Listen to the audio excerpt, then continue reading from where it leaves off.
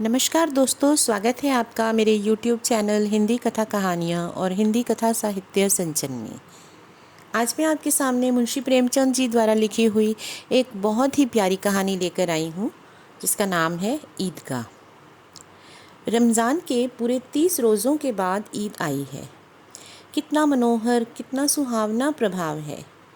वृक्षों पर अजीब हरियाली है, खेतों में कुछ अजीब रौनक है, आसमान पर कुछ अजीब लालिमा है। आज का सूर्य देखो, कितना प्यारा, कितना शीतल है, यानी संसार को ईद की बधाई दे रहा है। गांव में कितनी हलचल है, ईदगाह जाने की तैयारियां हो रही हैं। किसी के कुर्ते में बटन नहीं है, पड़ोस के घर में सुई धागा लेने दौड़ा जा रहा है। किसी के जूते कड़े हो गए हैं, उनमें तेल डालने के लिए तेली के घर भागा जाता है। जल्दी जल्दी बैलों को सानी पानी दे दें, ईदगाह से लौटते लौटते दोपहर हो जाएगी। 3 कोस का पैदल रास्ता, फिर सैकड़ों आदमियों से मिलना भेंटना, दोपहर से पहले लौटना असंभव है। लड़के सबसे ज़्यादा प्रसन्न हैं। किसी ने 1 रोज़ा रखा है, वह भी दोपहर तक, तो किसी ने वह भी नहीं। लेकिन ईदगाह जाने की खुशी उनके हिस्से की चीज़ है। रोज़े बड़े बूढ़ों के लिए होंगे, लेकिन इनके लिए तो ईद है। रोज़ ईद का नाम रटते थे, आज वह आ गई। अब जल्दी पड़ी है कि लोग ईदगाह क्यों नहीं चलते। इन्हें गृहस्थी चिंताओं से क्या प्रयोजन। सेवैयों के लिए दूध और शक्कर घर में है या नहीं, इनकी बला से ये तो सेवैयाँ खाएंगे। वह क्या जाने कि अब्बा जान क्यों बदहवास चौधरी कायम अली के घर दौड़े जा रहे हैं। उन्हें क्या खबर कि चौधरी आंखें बदल ले तो ये सारी ईद मुहर्रम हो जाए। उनकी अपनी जेबों में तो कुबेर का धन भरा हुआ है। बार बार जेब से अपना खजाना निकाल कर गिनते हैं और खुश होकर फिर रख लेते हैं। महमूद गिनता है, 1, 2, 10, 12। उसके पास 12 पैसे हैं। मोहसिन के पास 1, 2, 3, 8, 9, 15 15 पैसे हैं। इन्हीं अनगिनत पैसों से अनगिनती की चीज़ें लाएंगे, खिलौने, मिठाइयाँ, बिगुल, गेंद और जाने क्या क्या। और सबसे ज़्यादा प्रसन्न है हामिद। वह 4-5 साल का गरीब सूरत दुबला पतला लड़का, जिसका बाप गत वर्ष हैजे की भेंट हो गया और माँ न जाने क्यों पीली होती होती एक दिन मर गई। किसी को पता क्या बीमारी है, कहती तो कौन सुनने वाला था। दिल पर जो बीतती थी वह दिल में ही सहती थी, और जब ना सहा गया संसार से विदा हो गई। अब हामिद अपनी बूढ़ी दादी अमीना की गोद में सोता है और उतना ही प्रसन्न है। उसके अब्बाजान रुपए कमाने गए हैं, बहुत सी थैलियाँ लेकर आएंगी। अम्मी जान अल्लाह मियाँ के घर से उसके लिए बड़ी अच्छी अच्छी चीज़ें लाने गई है, इसलिए हामिद प्रसन्न है। आशा तो बड़ी चीज़ है, और फिर बच्चों की आशा, उनकी कल्पना तो राई को पर्वत बना देती है। हामिद के पाँव में जूते नहीं हैं, सिर पर एक पुरानी दुरानी सी टोपी है जिसका गोटा काला पड़ गया है। फिर भी वह प्रसन्न है। जब उसके अब्बाजान थैलियाँ और अम्मी जान नियामतें लेकर आएंगी तो वह दिल के अरमान पूरे करेगा। तब देखेगा मोहसिन, नूरे और सम्मी कहाँ से उतने पैसे निकालेंगे। अभागिन अमीना अपनी कोठरी में बैठी रो रही थी। आज ईद का दिन है, उसके घर में दाना नहीं है। आज आबिद होता तो क्या इसी तरह की ईद आती और चली जाती। इस अंधकार और निराशा में वह डूबी जा रही है। किसने बुलाया था इस निगोड़ी ईद को, इस घर में इसका क्या काम। लेकिन हामिद, उसे किसी के मरने जीने का क्या मतलब। उसके अंदर प्रकाश है और बाहर आशा। विपत्ति अपना सारा दल बल लेकर आए, हामिद की आनंद भरी चितवन उसका विध्वंस कर देगी। हामिद भीतर जाकर दादी से कहता है, तुम डरना नहीं अम्मा, मैं सबसे पहले आऊँगा, बिल्कुल ना डरना। अमीना का दिल कचोट रहा है। गांव के बच्चे अपने अपने बाप के साथ जा रहे हैं। हामिद का बाप अमीना के सिवा और कौन है। उसे कैसे अकेले मेले जाने दे। उस भीड़ भाड़ में बच्चा कहीं खो गया तो क्या होगा। नहीं, अमीना उसे यूँ न जाने देगी। नन्ही सी जान, 3 कोस कैसे चलेगा, पैर में छाले पड़ जाएंगे, जूते भी तो नहीं हैं। वह थोड़ी दूर तक उसे गोद में ले लेती, लेकिन यहाँ सिवैयाँ कौन पकाएगा। पैसे होते तो लौटते लौटते सब सामग्री जमा करके चटपट बना लेती। यहाँ तो घंटों चीज़ें जमा करते लगेंगे। मांगे का ही तो भरोसा ठहरा। उस दिन फ़हीमन के कपड़े सिले थे, 8 आने पैसे मिले थे। उस अठन्नी को ईमान की तरह बचाती चली आती थी इस ईद के लिए, लेकिन कल ग्वालन सिर पर सवार हो गई तो क्या करती। हामिद के लिए कुछ नहीं तो 2 पैसे का दूध तो चाहिए ही। अब तो कुल 2 आने पैसे बच रहे हैं, 3 पैसे हामिद की जेब में, 5 अमीना के बटुए में।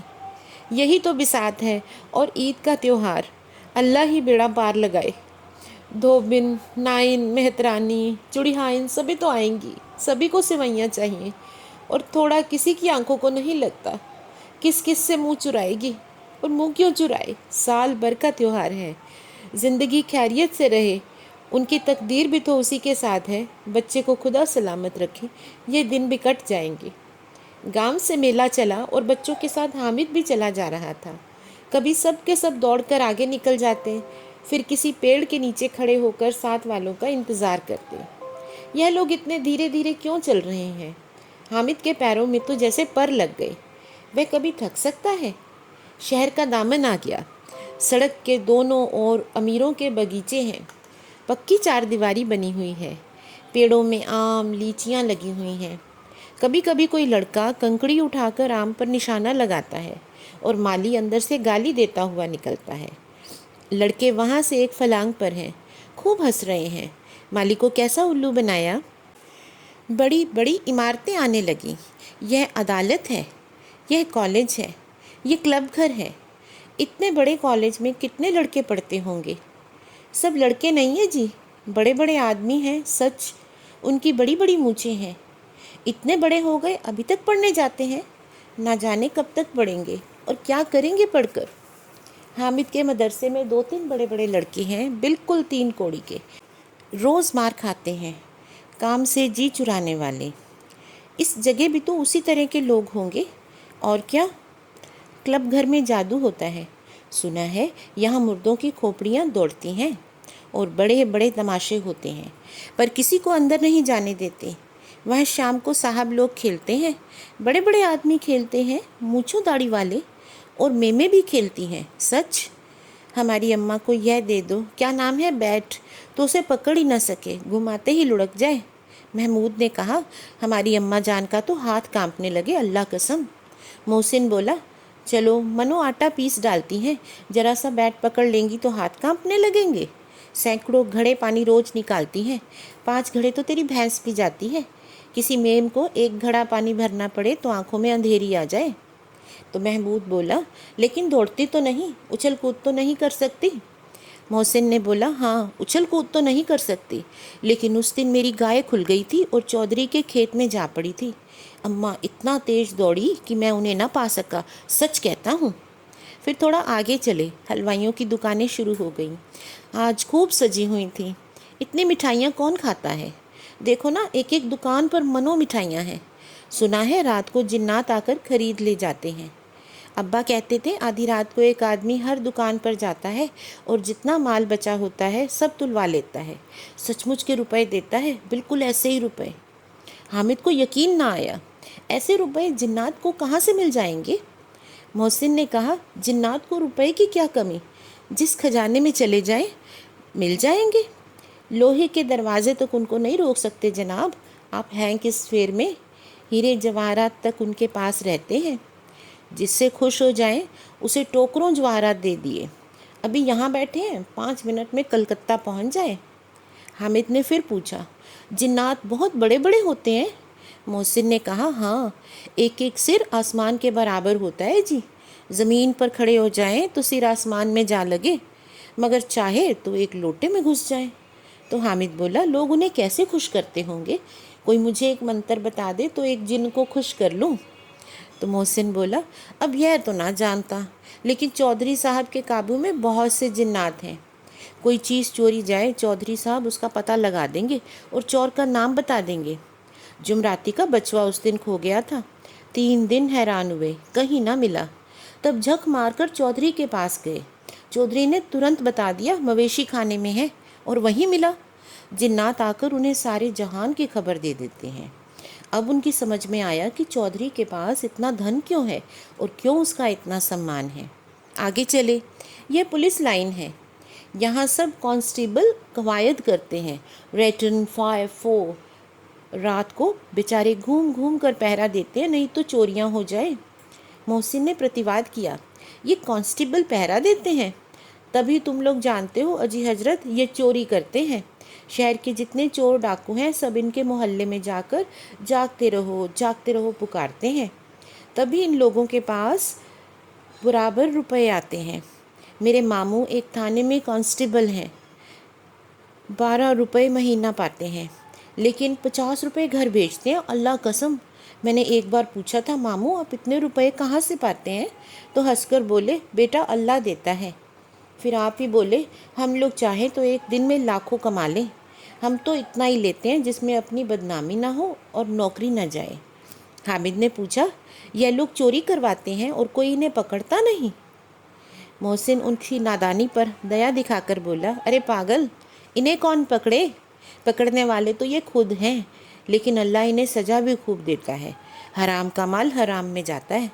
थोड़े ही दिन हुए, मामू के घर में आग लग गई, सारी लेई पूंजी जल गई, एक बर्तन तक ना बचा। कई दिन पेड़ के नीचे सोए, अल्लाह कसम पेड़ के नीचे सोए।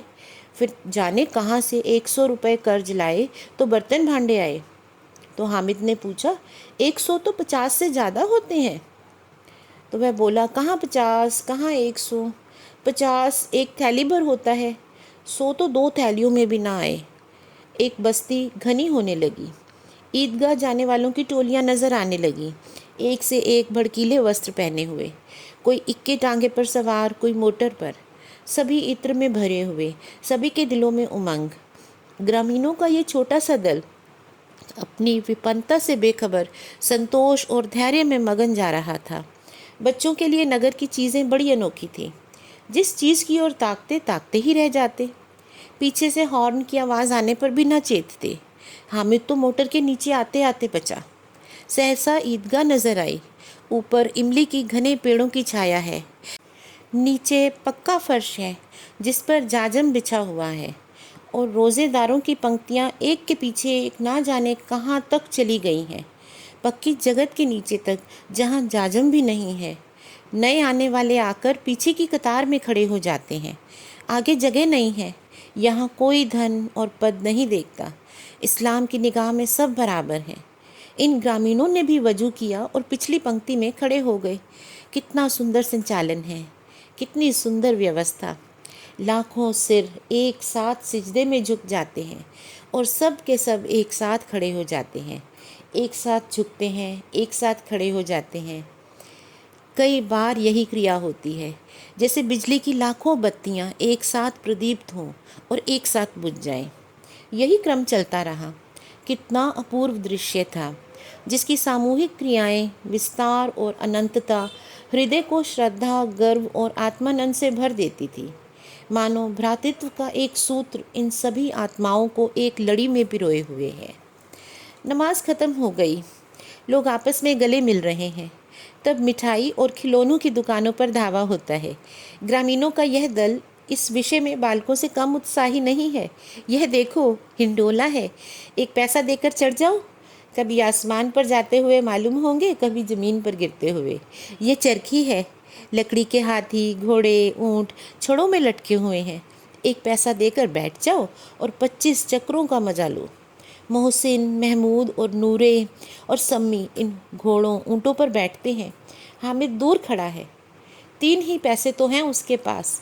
अपने कोष का 1/3 हिस्सा जरा सा चक्कर खाने के लिए नहीं दे सकता।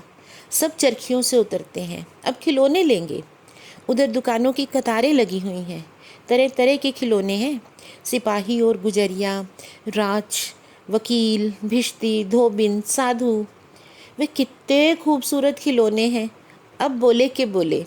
महमूद सिपाही लेता है, खाकी वर्दी और लाल पगड़ी वाला, कंधे पर बंदूक रखे हुए। मालूम होता है अभी कवायद लिए चला आ रहा है। मोहसिन को भिश्ती पसंद आया। कमर झुकी हुई है, ऊपर मश्क रखे हुए हैं और मश्क का मुंह एक हाथ से पकड़े हुए है। कितना प्रसन्न है, शायद कोई गीत गा रहा है और वह बस मश्क से पानी उड़ेलना ही चाहता है। नूरे को वकील से प्रेम है। कैसी विद्वता है उसके मुंह पर।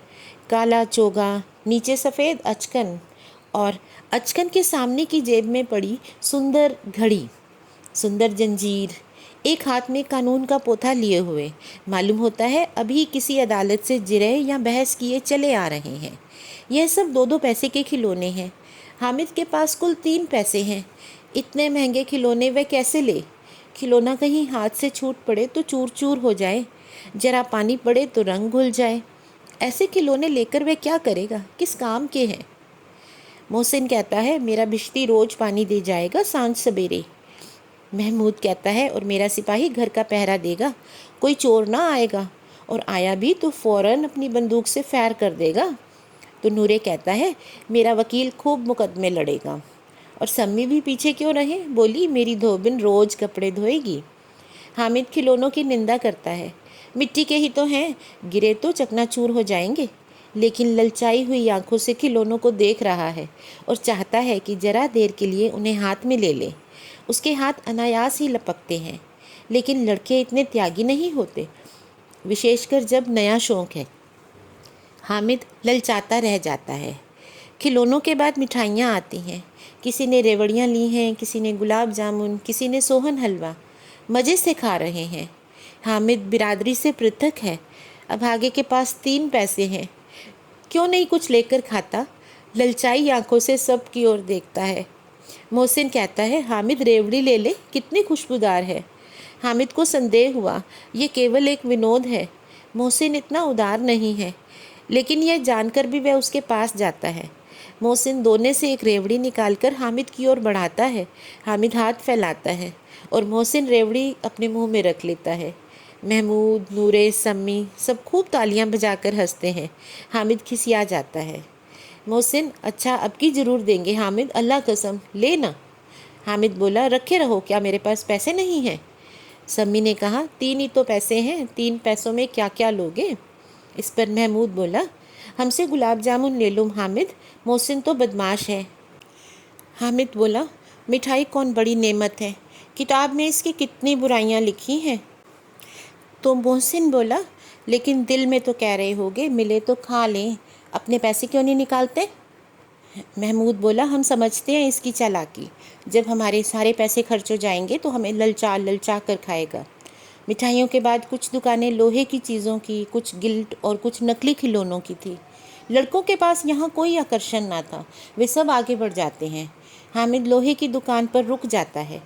कई चिमटे रखे हुए हैं। उसे ख्याल आता है दादी के पास चिमटा नहीं है। तवे से रोटियां उतारती है तो हाथ जल जाता है। अगर वह चिमटा ले जाकर दादी को दे दे तो वे कितनी प्रसन्न होंगी, फिर उनकी उंगलियां कभी न जलेंगी। घर में एक काम की चीज़ हो जाएगी। खिलौने से क्या फ़ायदा, व्यर्थ में पैसे खराब होते हैं। जरा देर की खुशी होती है, फिर तो खिलौने को कोई आंख उठाकर नहीं देखता। यह तो घर पहुंचते पहुंचते टूट फूट कर बराबर हो जाएंगे। चिमटा कितने काम की चीज़ है। रोटियां तवे से उतार लो, चूल्हे में सेक लो। कोई आग मांगने आए तो झटपट चूल्हे से आग निकाल कर उसे दे दो। अम्मा बेचारी को कहाँ फुर्सत है कि बाजार जाए, और इतने पैसे भी कहाँ मिलते हैं, रोज़ हाथ जला लेती हैं। हामिद के साथी आगे बढ़ गए हैं। शबील पर सब के सब शरबत पी रहे हैं। देखो सब कितने लालची हैं। इतनी मिठाइयाँ ली, मुझे किसी ने एक भी ना दी। उस पर कहते हैं मेरे साथ खेलो, मेरा ये काम करो। अब अगर किसी ने कोई काम करने को कहा तो पूछूंगा खाएं मिठाइयाँ, आप मुँह सड़ेगा, फोड़े फुंसियाँ निकलेंगी, आप ही जबान चटोरी हो जाएगी। तब घर से पैसे चुराएंगे और मार खाएंगे। किताब में झूठी बातें थोड़े लिखी हुई हैं, मेरी ज़बान क्यों ख़राब होगी? अम्मा चिमटा देखते ही दौड़कर मेरे हाथ से ले लेंगी और कहेंगी मेरा बच्चा अम्मा के लिए चिमटा लाया है, कितना अच्छा लड़का है। इन लोगों के खिलौनों पर कौन उन्हें दुआएं देगा? बड़ों की दुआएं सीधे अल्लाह के दरबार में पहुंचती हैं और तुरंत सुनी जाती हैं। मैं भी इनसे मिजाज क्यों सहूँ? मैं गरीब सही, किसी से कुछ मांगने तो नहीं जाता। आखिर अब्बा जान कभी ना कभी तो आएंगे, अम्मी भी आएंगी। फिर इन लोगों से पूछूंगा कितने खिलौने लोगे। एक एक को टोकरियों के खिलौने दूंगा और दिखा दूंगा दोस्तों के साथ कैसा सलूक किया जाता है। यह नहीं कि 1 पैसे की रेवड़ियाँ ली और चिढ़ा चिढ़ा कर खाने लगे। सबके सब हंसेंगे कि हामिद ने चिमटा लिया है। हंसे मेरी बला से। उसने दुकानदार से पूछा ये चिमटा कितने का है? दुकानदार ने उसकी ओर देखा और कोई आदमी साथ में न देकर कहा तुम्हारे काम की चीज़ नहीं है जी। इस पर हामिद बोला बिकाऊ है कि नहीं? तो वह बोला बिकाऊ क्यों नहीं है, और यहाँ क्यों लाद कर लाया हूँ। इस पर हामिद ने कहा, तो बताते क्यों नहीं, क्या पैसे का है। तो वह बोला, 6 पैसे लगेंगे। हामिद का दिल बैठ गया। फिर कहता है, ठीक ठीक 5 पैसे लगेंगे, लेना हो तो लो, नहीं तो चलते बनो। हामिद ने कलेजा मजबूत करके कहा, 3 पैसे लोगे। और यह कहता हुआ वह आगे बढ़ गया कि दुकानदार की घुड़कियाँ न सुनने को मिले। लेकिन दुकानदार ने घुड़कियाँ नहीं दी, बुलाकर चिमटा दे दिया। हामिद ने उसे इस तरह कंधों पर रखा मानो बंदूक है, और शान से अकड़ता हुआ संगियों के पास आया। जरा सुने सबके सब क्या क्या आलोचनाएं करते हैं। मोहसिन ने हंसकर कहा, ये चिमटा क्यों लाया पगले, इसे क्या करेगा। हामिद ने चिमटे को ज़मीन पर पटक कर कहा, जरा अपना भिश्ती ज़मीन पर गिरा दो, सारी पसलियाँ चूर चूर हो जाएंगी बच्चे की। तो मोहसिन बोला, लेकिन यह चिमटा कोई खिलौना है। हामिद ने कहा, खिलौना क्यों नहीं है, अभी कंधे पर रखा तो बंदूक हो गई, हाथ में लिया तो फ़कीरों का चिमटा हो गया, चाहूँ तो इससे मजीरे का काम ले सकता हूँ। एक चिमटा जमा दूँ तो तुम लोगों के सारे खिलौनों की जान निकल जाए। तुम्हारे खिलौने कितना ही जोर लगाएं, मेरे चिमटे का बाल भी बांका नहीं कर सकते। मेरा बहादुर शेर है चिमटा। सम्मी ने खंजरी ली थी, प्रभावित होकर बोला, मेरी खंजरी से बदलोगे, 2 आने की है। हामिद ने खंजरी की ओर उपेक्षा से देखकर कहा, मेरा चिमटा चाहे तो तुम्हारी खंजरी का पेट फाड़ दे। बस एक चमड़े की झिल्ली लगा दी, ढप ढप बोलने लगी, जरा सा पानी लग जाए तो ख़त्म हो जाए। मेरा बहादुर चिमटा आग में, पानी में, आंधी में, तूफान में बराबर डटा खड़ा रहेगा।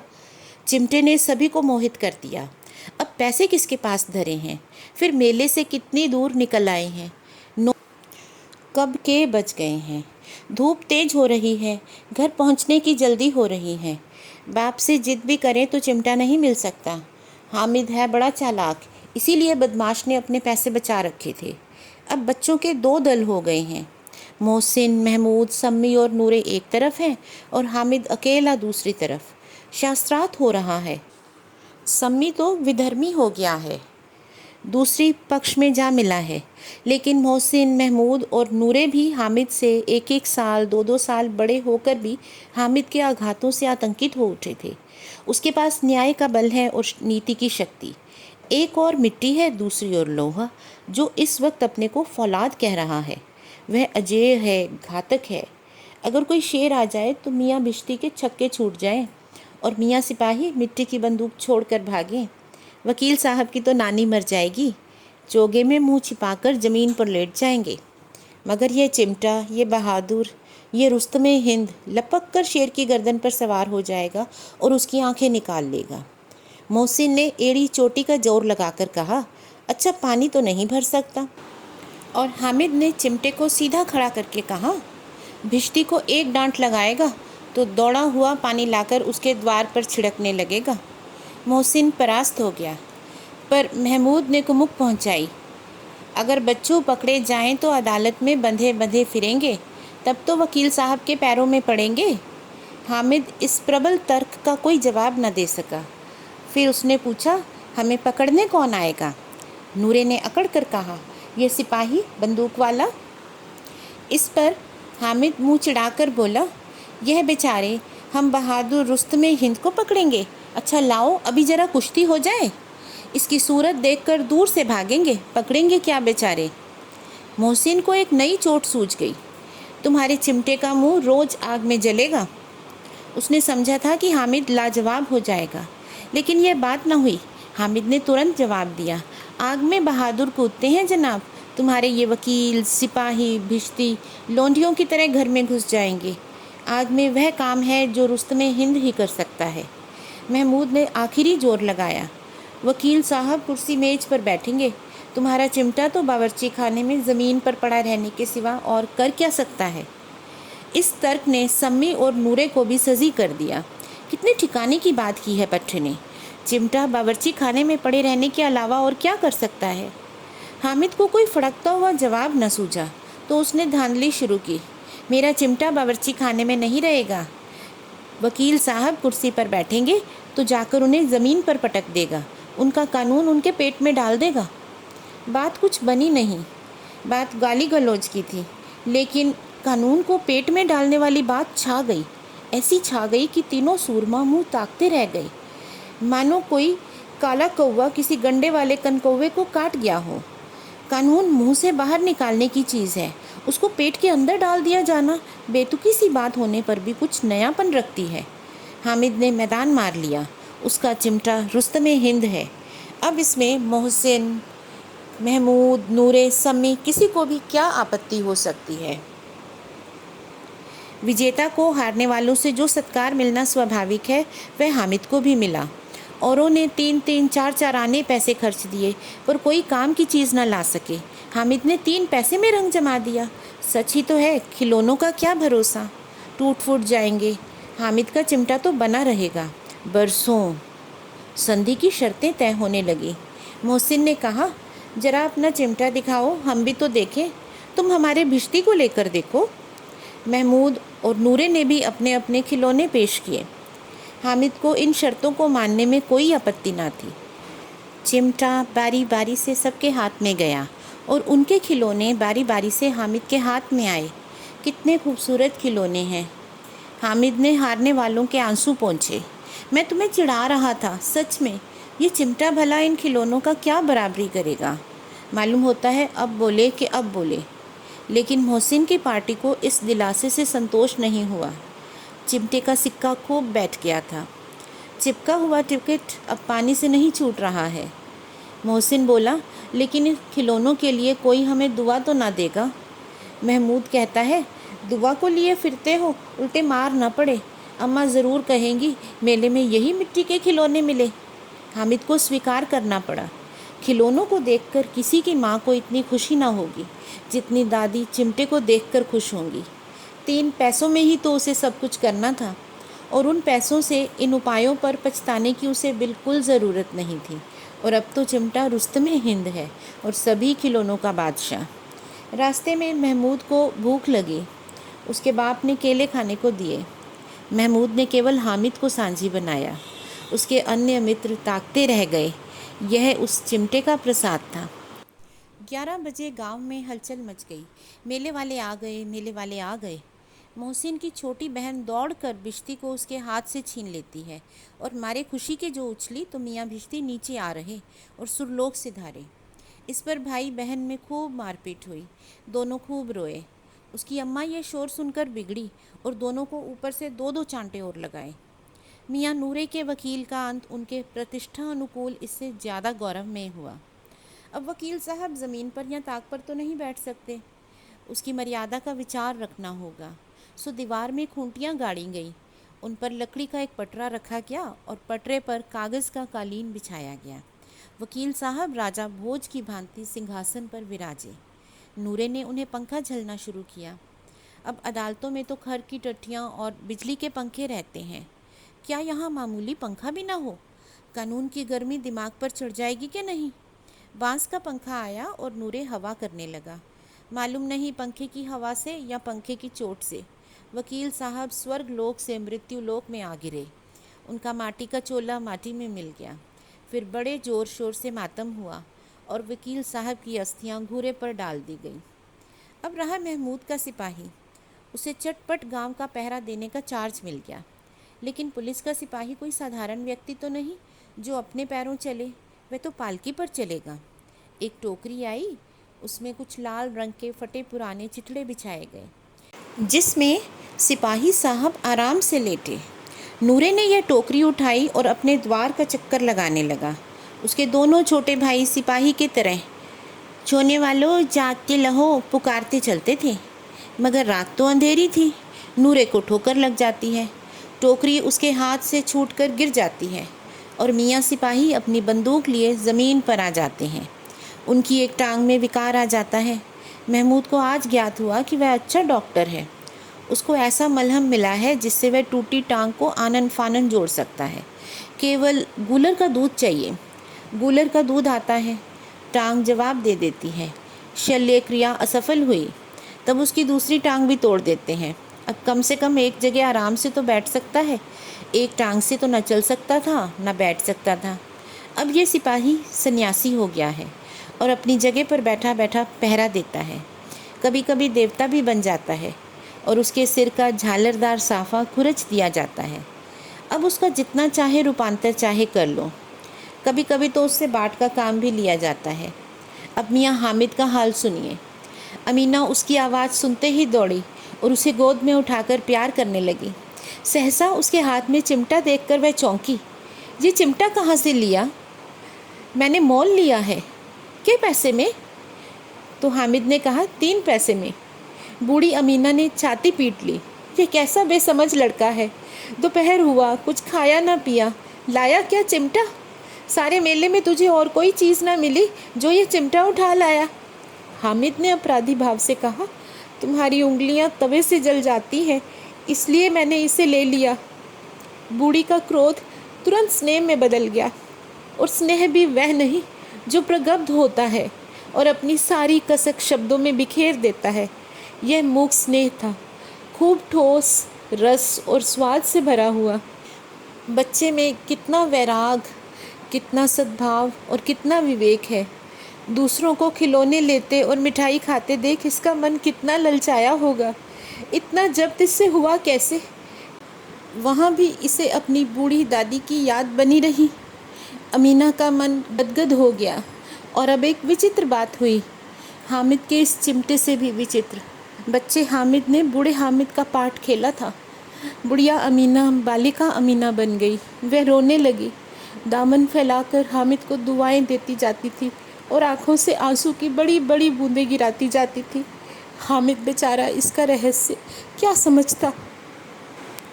धन्यवाद दोस्तों।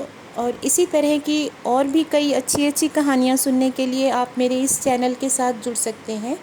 आप मेरे चैनल को सब्सक्राइब करें, और अगर आपको ये कहानी पसंद आती है तो आप इस वीडियो को लाइक और शेयर ज़रूर करें।